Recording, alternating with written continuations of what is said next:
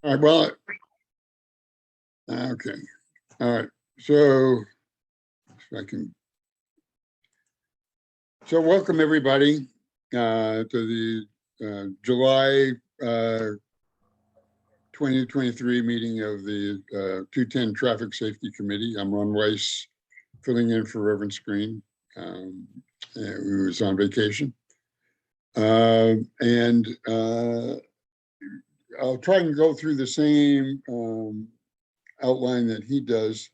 We typically get statistics from the Automated Enforcement Division to tell us how many citations were earned by people on 210, but we haven't got an update from them since May 31st, when they sent their April statistics to Councilmember Burrows. So we haven't gotten anything since then. And we're wondering what's going on. I don't know, it's very, very mysterious there. So we'll see. Councilmember Burrows is aware of the issue, and we'll hopefully he can pry some information out of them. We'll see.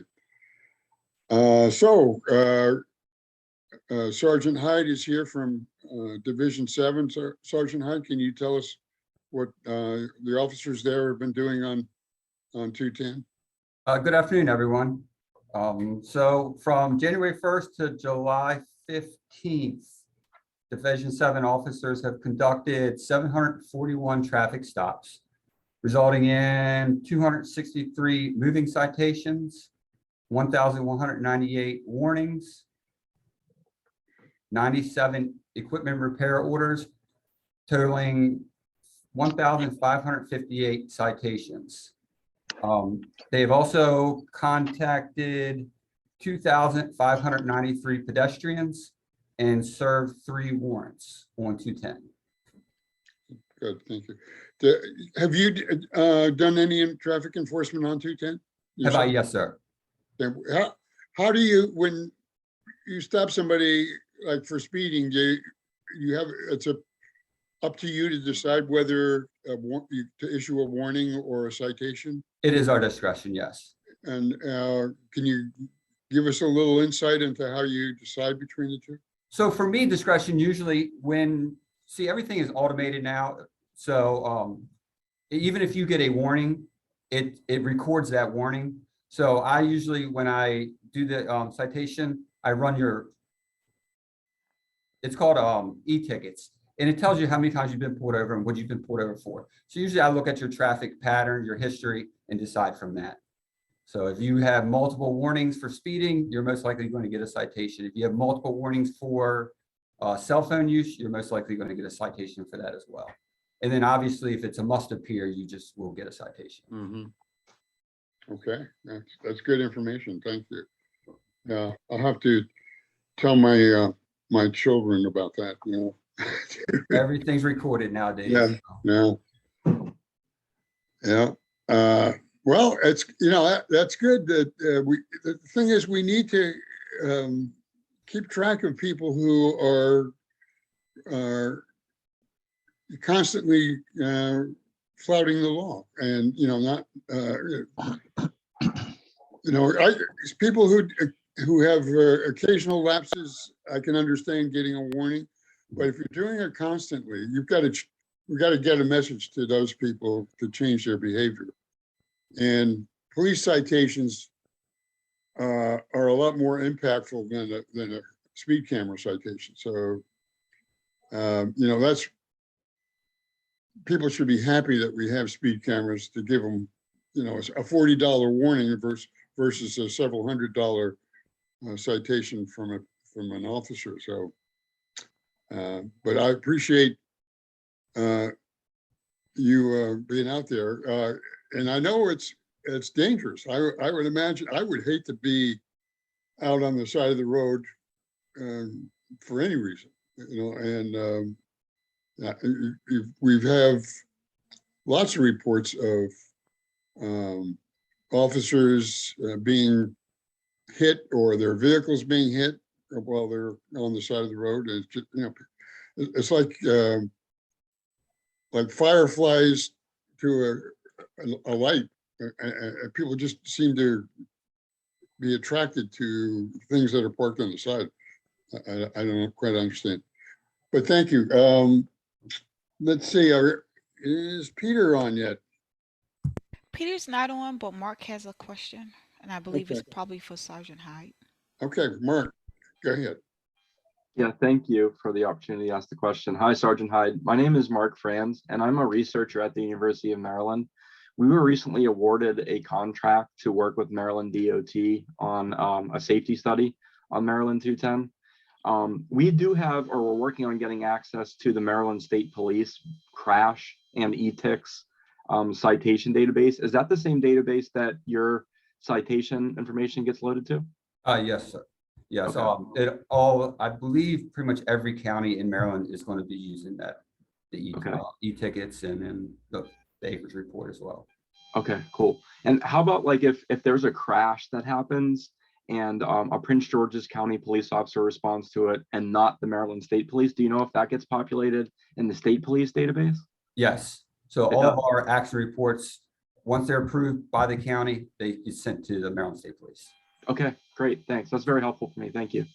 One other thing I wanted to ask you is we've been trying to, for our study, track down access to the raw automated speed enforcement camera readings. Because we get these reports monthly, as Ron was mentioning. It would be helpful for my team if we could access the raw data just so that we have like a better sense of the prevalence and frequency of like overspeeding. Is that something that you could help us track down? No, unfortunately, that would be the automated enforcement division. Okay. So they would have that access to all the stats for that. Do you have a contact there? I do not, but I'm sure I can. Give me 1 second. Maybe should be able to find it. Okay, thank you. Sorry. No worries. Sorry to put you on the spot. I'll turn it back to you, Ron, while I was looking that up. Okay, Mark, if you do happen to contact them, pretend you don't know me. Okay. Okay, that might help you. Okay. Or Reverend Screen. Yeah. Ron, Peter is now joining. Oh, good. Hello, Hello, Peter. how are you? I'm good, thank you. I'm in the hot seat here. Reverend Screen and Reverend Tierney are on a cruise ship right now, so I'm filling in for Reverend Screen. So it's actually, you came at just the right time, and we'd like to hear from you if you're ready to go.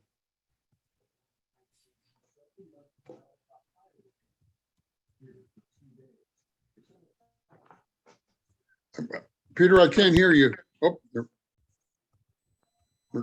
we're connecting. We're gonna have an audio connection yet.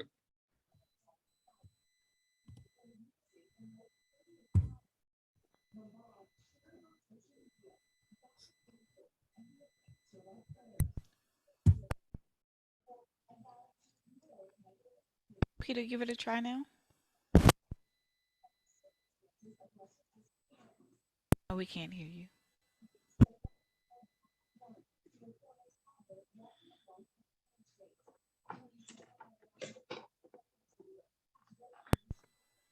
Still nothing.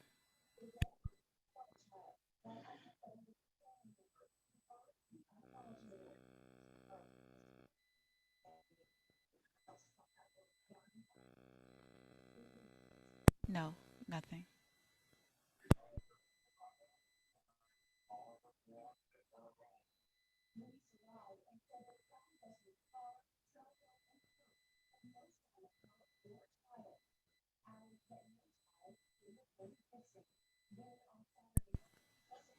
Sorry, nothing.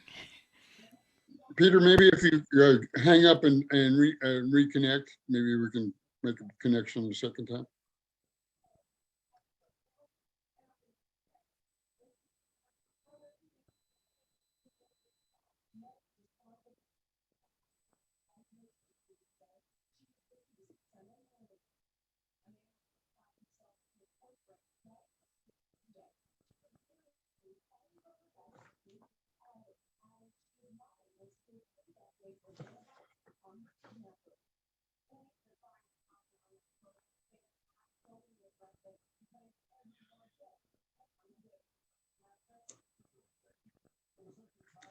Maybe if you dial in and just do audio, we can.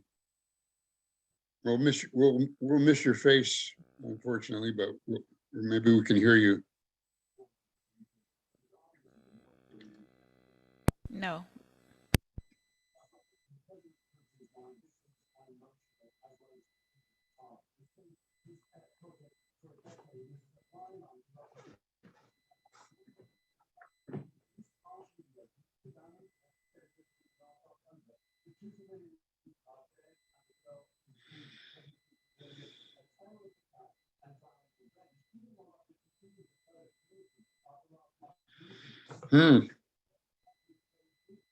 Well, maybe Mark, how about if you take over now and we'll let Peter see if he can work out his problems. Yeah, sure. So in the last month, my team and I have completed a part of the project, and most research projects include this portion. It's called a literature review. So we kind of just go through and look at the previous studies that have been done with an emphasis on countermeasures for speeding. And we drafted that report. It's about 11 pages long, and sent that to Maryland DOT for review. And we have our quarterly meeting with them tomorrow afternoon. We've also downloaded the data from the open data portal for the state of Maryland. And we extracted the crash data for Maryland 210 for 2015 through 2022. So I'm sure that you guys have all got a sense of what that looks like. But during those years, on average, we found that there was about 1.2 reported crashes to this database, and about 3 persons were injured every single day on Maryland 210. So 1.2 crashes with 3 persons injured each day. And we found that 20% of all people involved in a crash were injured in some way, shape, or form. So it's alarming statistics to look at it that way when you break it down to a kind of a daily value. But our next step is to find what we're going to call control sites, because as you guys know, Peter and his team are planning to install some countermeasures later this summer on Maryland 210. And in a perfect world, we would say we could do a comparison of what Maryland 210 looked like in the next year or so, with those countermeasures and without. But obviously in the real world, you can't do it without. So we have to find other sites that are very similar to Maryland 210 that don't have any installation to see if the safety pattern is changing there. So that's sort of the next step that me and my team will be pursuing. Interesting. Yeah, those are, I have plotted out some of that open data, and there's a lot of bad locations. The geo coordinates on many of them are way off base. And it doesn't appear to be anybody that takes a look at that data and cleans it up. So, yeah, that's a little worrisome, but yeah. Can I try to Okay. share my screen, Ron? I actually have a plot of those crashes that you talked about. Great. All right. Full screen here. Yeah, so we actually created like a little dashboard so that we can explore this data a little bit more efficiently. So this is the data for 2015 through 2022. And then the plot of all the crashes that are labeled as Maryland 210. And as Ron was saying, you can see there's some that just don't line up on the road itself. These are manually entered, so there's some human error that comes into play, but we weren't sure right now, so we kind of just left them in the data. And then the different colors tell us the injury severity that we see. And then the plot on the right is just when we snap it to the road network, what's the statistics around certain intersections. So this Livingston Road was probably the one with the most frequent number of crashes. We're still working on this dashboard. It's very preliminary. It's just a screenshot of it. Once we have it finalized, I'll be happy to demo it for you guys because we're going to be using it in this project to do That's the great. analysis. Yeah, neat. And then this is just a breakdown, the statistics that I had mentioned a few minutes ago. So during this time period of 2015 through 2022, on the left side here is just a pie chart for those years. It's 8 years of data. We break it down by the injury severity. So the number outside of the pie chart here is the raw count for that injury type, for the number of people being injured. And then in the parentheses, the percentage of the total people injured fall within that category. And this is where I got the statistics. So there's about 80% of the crashes that happened on Maryland 210 don't have any reported injuries on it. But the other 20% do. So 1 in 5 people, as I mentioned, that are in a crash end up being injured on Maryland 210. And then the chart on the right is just a sort of a trend line for each of the injury severities. So again, the non-injuries sort of dominate, but you can see a general trend here. So it was increasing until about 2017. It started to come back down a little bit, partially because I think of the lower traffic volumes because of the pandemic, even though speeding still tended to be as much, if not more of a problem during the pandemic with less cars being out there. But then unfortunately in 2021 and 2022, the general trend has been an uptick, which, you know, as a safety professional, that's not what we want to see. So there's definitely a prevailing problem that's going on here, and hopefully the project that me and my team are leading can help provide some insights on, you know, what's going on there, and hopefully these countermeasures that Peter and his team have planned to install later this summer will help bring these numbers back down. So the tallest blue is no injuries. Is that right? That's correct. Yeah. Okay. And it's typically what you see. I mean, I don't know about that. We're going to do some comparisons, like both at the state level and other like similar roads, to see if these statistics are, you know, average or not average. But you generally see non-injuries, and then less severe injuries, and then, you know, the more severe they get, the less frequent they are. So that part's not too abnormal. But we know that there's been some very serious crashes. I believe there was one crash a few years ago that killed 8 people in a single crash. So definitely something we need to keep our eye on, and we'll be trying to get to the bottom of this. Wow, those are great looking. Well, unfortunately, people are dying to give those charts, but those tell a good story of how dangerous it is to be on 210, and Yeah. why we need to do something about it. Yeah, very good. Yeah, and you can see here, this it's a small slice of the pie, but these are the fatal crashes, and there's been 20 of them in 8 years, and that's way too many on a road like Maryland 10. Yeah. So yeah, that's what we're gonna be trying to address here. Very good. Oh, it's very tempting. You know, it's like smelling a steak or seeing a cake. Yeah. You see that data, and I can't wait till I can get my hands on the dashboard. So Yeah, definitely. We'll put that together and share it with you once it's finalized. Absolutely. okay. Thank you. Sure. All right, Peter. Backwards. I see your name. He has no audio, Uh, and he has not dialed in. Say again, he's dialed in? No, he's not. Oh, maybe I can call him and ask him to dial in.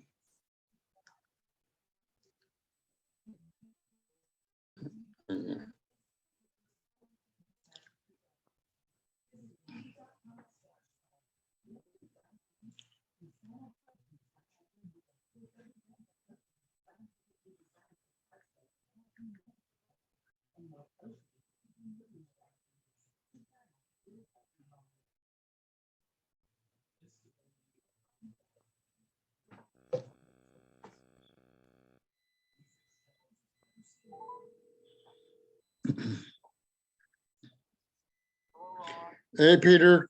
Hey, could you possibly dial in and so we just hear your voice? Because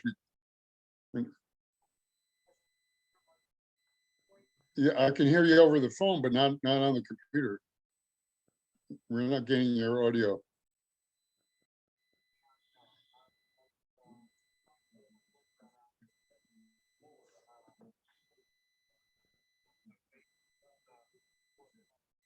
Oh, I'm sorry.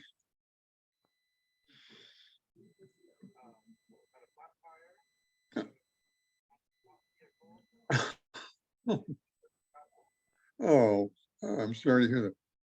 Peter had a flat tire on his way home. On a state road?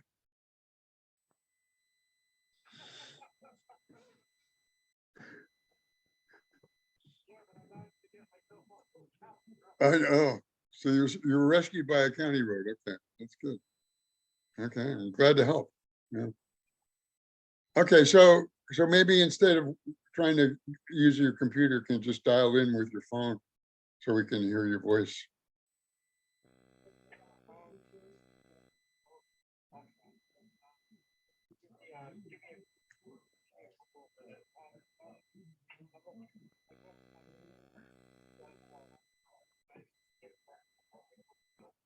Okay, I understand. That happens.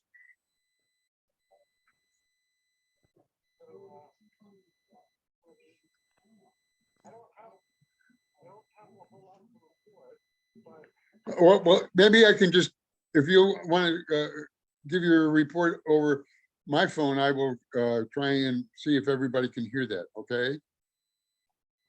All right. All right, good. Or I guess can people hear me? Can you hear me? Can you hear Peter? Yes, I get a couple thumbs up. Oh, very good. Good evening, everyone. I'm sorry. I'm having issues, but I wanted to make sure that I came on board. So I had a chance to go out and drive along Maryland 210 today just to get a sense of what's been done, because work had been done a couple of months ago along Maryland 228, and I saw that the flex posts along Maryland 228 approaching Maryland 210 have been reinstalled, that's great news. What we now have to work on, and I've gotten feedback from you, Ron, and I've also gotten feedback from Mark. It begins with an F. I Friends. can't pronounce his last name, so I Friends. apologize for that. Pardon? Friends. No, not Dr. Franz. No, Oh, not Dr. Franz. Oh. No. It's another Mark. Another- But it's in regards to the flex post.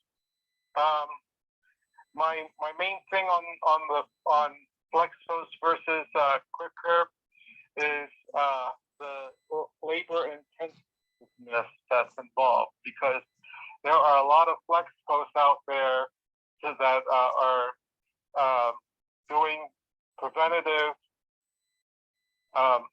motorist behavior, as we all can appreciate, and they are doing the job that they intended to do, which is for motorists to not use the shoulders to bypass cues and create and aggressively drive unsafe maneuvers. So yeah, it's a hodgepodge of stuff there. I am open to the idea of installing quick curb where we blocked off the mall intersection, and we may be able to do some channelization. Well, there's still some channelization enforcing motorists heading northbound on 210 during the right turn lane to force them to make a right turn at this moment, we're waiting for a contractor who is out of state to remark the fourth lane, which we're trying to reduce down to an acceleration lane, and we would add additional flex posts to prevent motorists from using that as a bypass. So I need to talk to our maintenance shop about installing additional. Well, let's put it this way: we need to install the additional flex posts at Old Fort Road North and at Palmer Road, like we discussed. We might be looking at. We may consider putting in quick curb there. What we would be doing is they can be installed in segments, sort of in the way that flex posts are. We can certainly try to see how well that works. In a couple of places, just to see how that compares with the flex posts.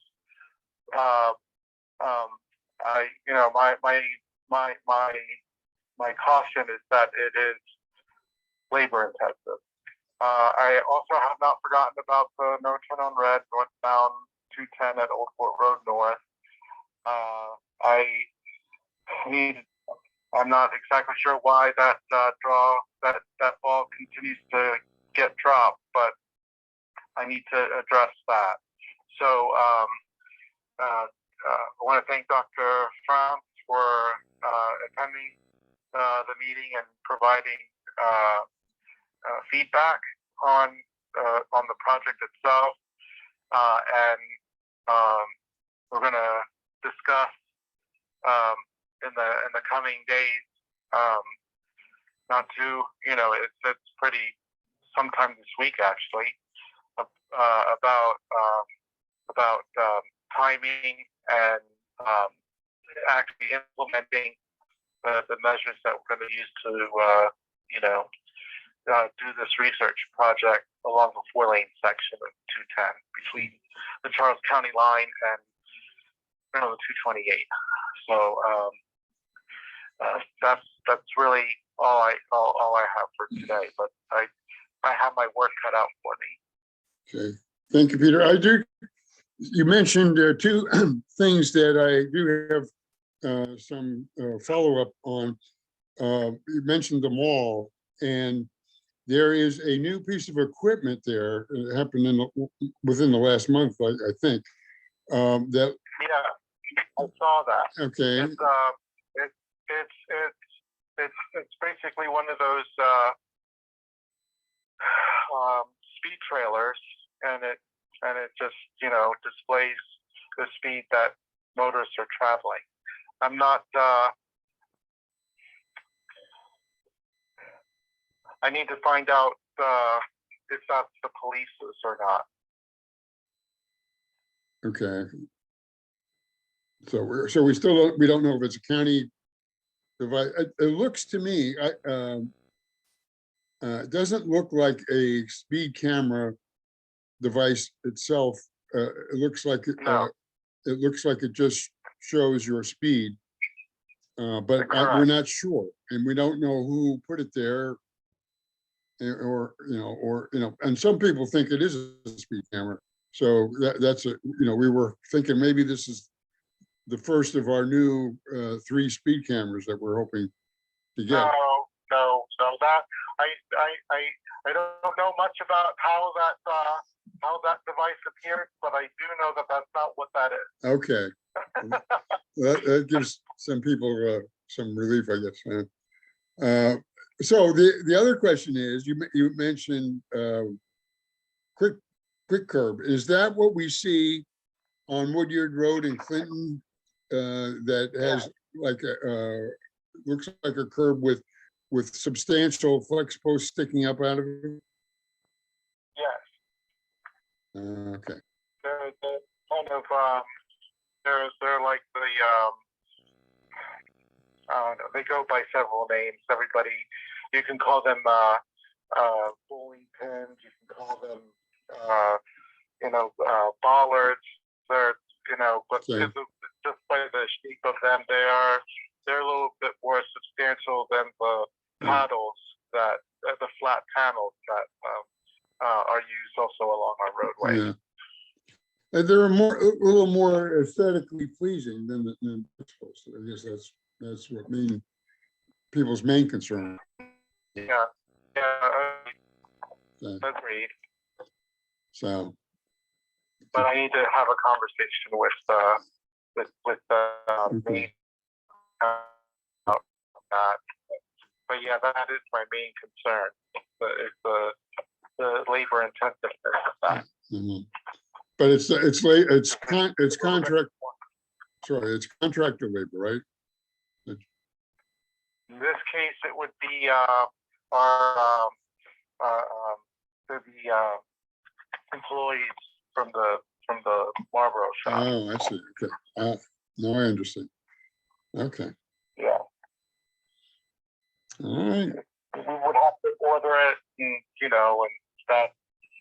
that in of itself takes time. But that's we would be using our own FHA staff. Okay. Well, Peter, my son has a pickup truck. If we can help you get those things, we'll pitch in for. All right. Thank you. Uh, Thank you. Yep. All right. No problem. And thank you for putting up with me. And no, you've been with us since the beginning, and I really, really appreciate that you put yourself up for as a target almost every month, and I hope people appreciate that fact. And we know that the wheels of government grind slow, but they're inexorable. Once you get them started, it's like turning a ship, Yeah. right? Yeah. But you have been instrumental in getting 210 safer, and we really appreciate that. Thank you. Thank you. Yeah. Thank you. So, and I hope you have good luck with getting your flat fixed. And Me too. But I was lucky. I was fortunate that I was able to get another vehicle. oh, That's good. that's because you live a good life. So Thank you. So- I hope so. you're being blessed with good luck. Yeah. Yeah. Thank you. Okay. Thank you. All right. I think that's the end of our presentations, and we're opening the floor to questions. I see Mr. Barnes has his hand up. Mr. Barnes? You have to unmute yourself. Oh, here we go. Sorry, wrong button. Good evening. So my question is, I don't know if this is something that's been ongoing or if it's a new phenomenon, but now, when speeding was the problem, still is the problem. The other thing I'm noticing is that at the intersections, whether it be at either of the Old Fort Road intersections, or what's the one where the Giant is, if you're coming 210 South, what you see a lot of times is they get to the red light, they'll jump all the way over into the right turn lane as if they're turning either up Old Fort Road South or up Livingston Road or up Old Fort Road North, just a U-turn so they can jump back onto 210 and back to the Indy 500. So I can't imagine that'd be legal, but what, if anything, could be done about that? Maybe Sergeant Hyde can respond to that.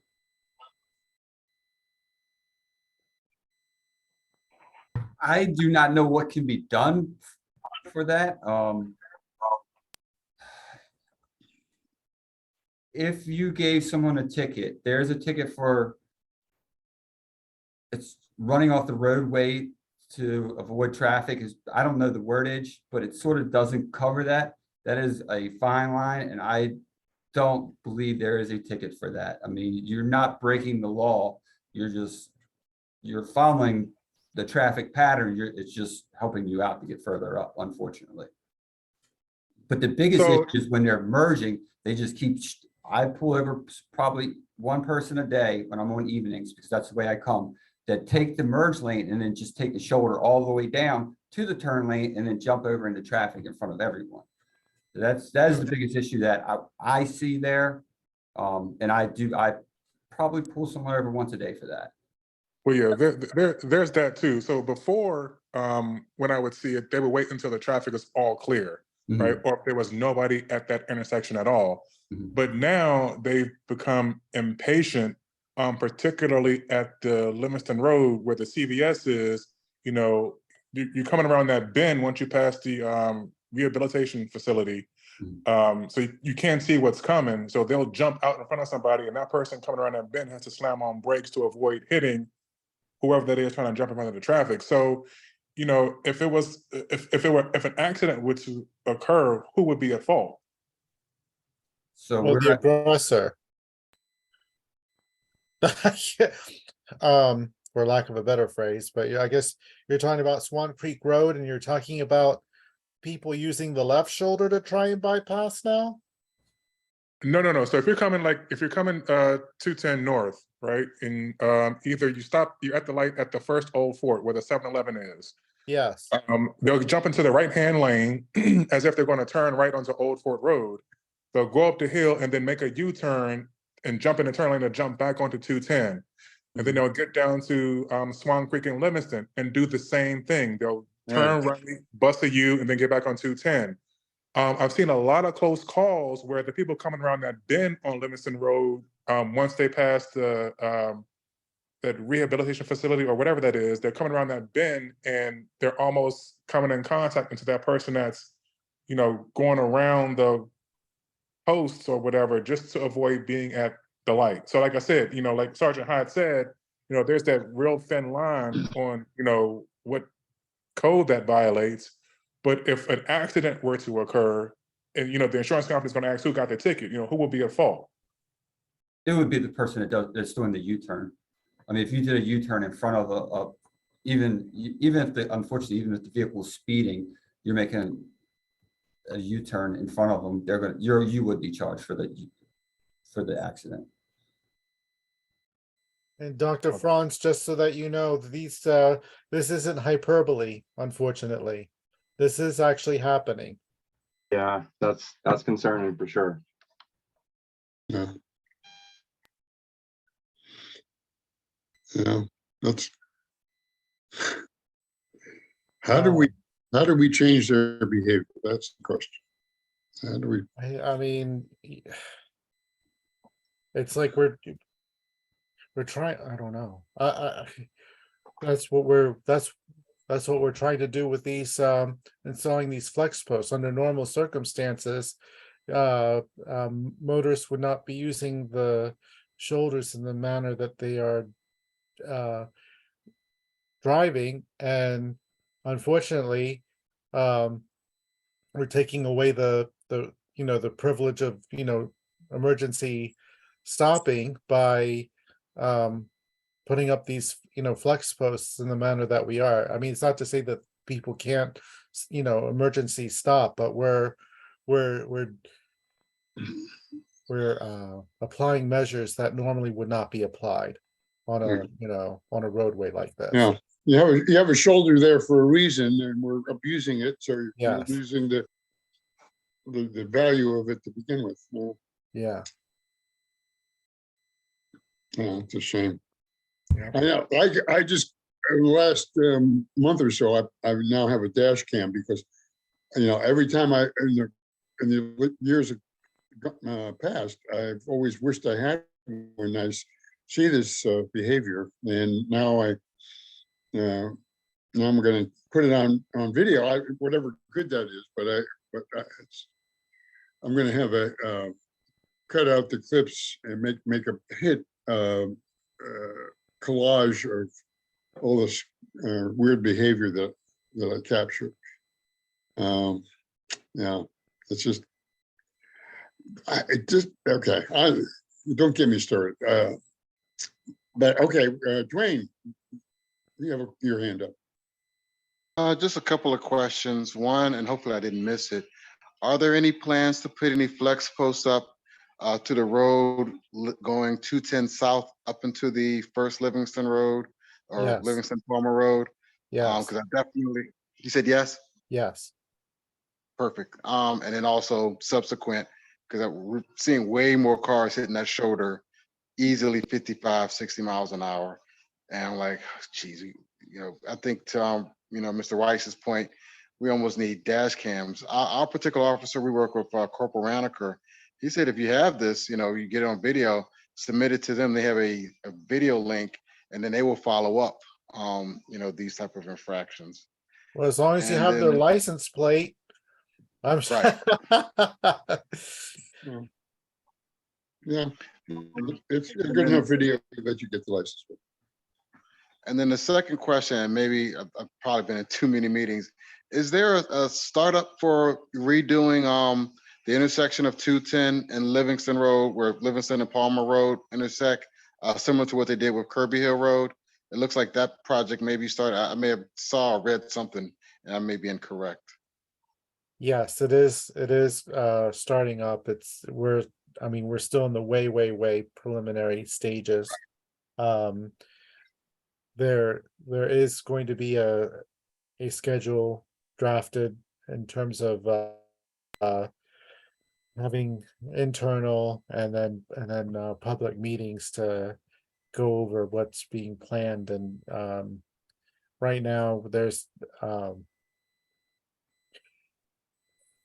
we're going over the NEPA that was done over 20 years ago, and which is still applicable. At the same time, as you all can appreciate, things have changed dramatically in the last 20 years. So there's having to go through and take all the changes that have occurred into consideration when going through the preliminary engineering process. Thank you very much. Any other? Speaking of that kind of thing, where our hospital, Adventist Hospital, there is proposing to put a brand new hospital right on the corner across from the Giant. Yes. And I just wonder whether they're coordinating with State Highway on the impact of that and how that would affect State Highway's plans to change that to a interchange. Well, the last time there was discussion about this, I want to say it was about 1.5 years ago. And so there hasn't really been a whole lot of discussion since that time. I do know that the hospital was looking to make some changes to what had originally been proposed in order to enable them to move forward with the expansion that they have planned. And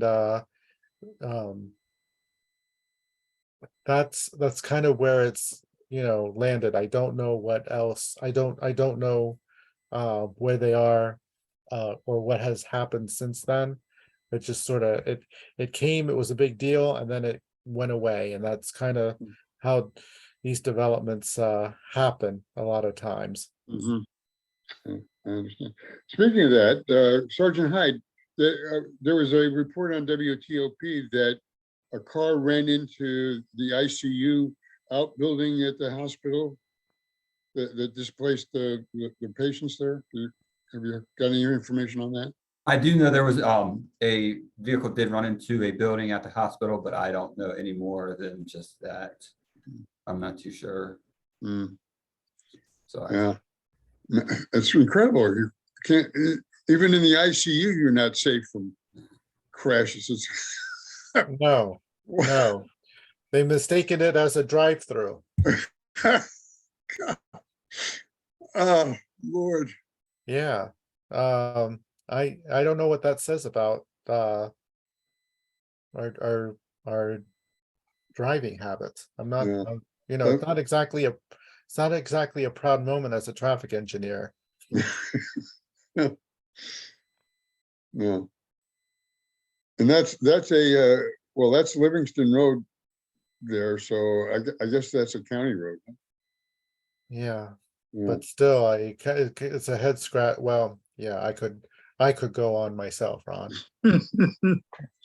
Yeah, I know. You know. Oh well. All right. Any other questions or comments? All right, seeing none, I guess it's time to adjourn. It's 7:47. I thank everybody for joining us. Our next meeting is on Monday, August 21st.